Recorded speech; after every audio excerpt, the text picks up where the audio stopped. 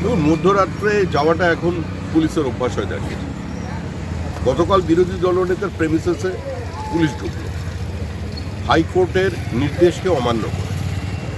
কার জন্য তৃণমূল কংগ্রেস আতঙ্কিত, কারণ মানুষ তৃণমূল কংগ্রেসের থেকে সরে গেছে, তার এই জনভিত্তি শেষ। তৃণমূলের বিসর্জন আসে জন্য পুলিশের হাতিয়ার কোনো জায়গায় তারা অত্যাচার চালাচ্ছে, কোনো জায়গায় মিথ্যা মামলায় এখন নেতা প্রার্থীদের ফাঁসানোর চেষ্টা করে। কালকে আমাদের প্রার্থী ঘাটালে তার 3 জায়গায় পুলিশ পৌঁছেছে, যে বাড়ি ভাড়া নিয়ে থাকে সেখানে পর্যন্ত পুলিশ পৌঁছে গেছে, বেডরুমে পুলিশ পৌঁছে। কিসের ভিত্তিতে, কোন সার্চ ওয়ারেন্ট নিয়ে, এটা দেখতে হবে। এখানে একটা পুলিশ স্টেট বানিয়ে দেওয়া হয়েছে আর রাজতন্ত্র প্রতিষ্ঠিত, যেরকম চলা সেরকম চলছে। জলপাইগুড়িতে যে রামকৃষ্ণ মিশনের বিল্ডিংয়ের যে ঘটনা, 5 জনকে গ্রেপ্তার করেছিল। মূল অভিযুক্ত এখন তিনি থানায় গেছিলেন অভিযোগ দায়ের করতে। মূল অভিযুক্ত থানায় যাওয়ার পরেও তাকে গ্রেপ্তার করা হয়নি এবং সে প্রকাশ্যে বলছে যে পুলিশ আমার নিয়ন্ত্রণে আছে, কেউ কিছু করতে পারবে না।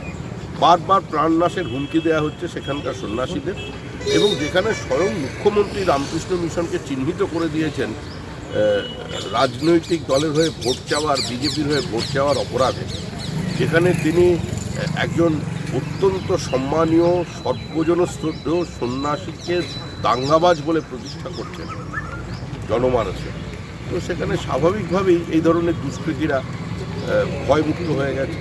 তারা ইঙ্গিত বুঝতে পারছে যে আক্রমণ করো। আজ মুখ্যমন্ত্রীর বক্তব্য থেকেই এই ধরনের ঘটনা তৈরি হয়েছে। যে ওবিসি সার্টিফিকেট বাতিল হলো, সেই নিয়ে একেবারে বিচারপতির নাম না করে হাইকোর্টের রায় নিয়ে তীব্র আক্রমণের মুখ্যমন্ত্রী। বেআইনি কাজ করেছিলেন, বাতিল করেছে হাইকোর্ট।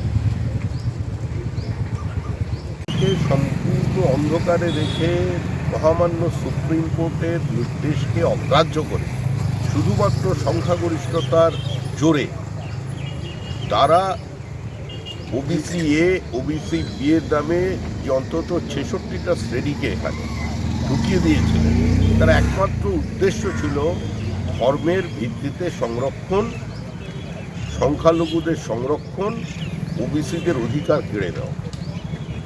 এটার মধ্যে সম্পূর্ণ বিভাজন এবং তোষণের রাজনীতি ছিল, যার জন্য এটা সরাসরি সকলকে এড়িয়ে গিয়ে করা হয়েছে। আজকে মহামান্য আদালতের নির্দেশে সেটা বাতিল হল।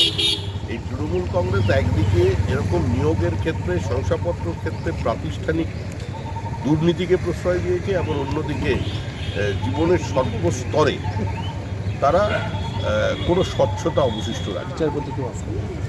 বিচারপতিকে তো আক্রমণ মুখ্যমন্ত্রী করবেনই, সংবিধানকে আক্রমণ করছেন, সাংবিধানিক প্রধানকে আক্রমণ করছেন, যুক্তরাষ্ট্রীয় ব্যবস্থাকে আক্রমণ করছেন, তাকে অস্বীকার করছেন, সংবাদ মাধ্যমকে আক্রমণ করছেন, বিচারপতিদের আক্রমণ।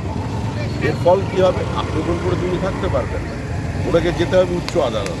সেখানে আপনার দেহ করের টাকা খরচা করে কংগ্রেসের কোনো নামি দামি উকিল দাঁড়িয়ে পড়বেন, তারপর ধারাবাহিকতা বজায় রেখে ভৎসনার শিকার এবং বাড়ি ফিরে আসবেন।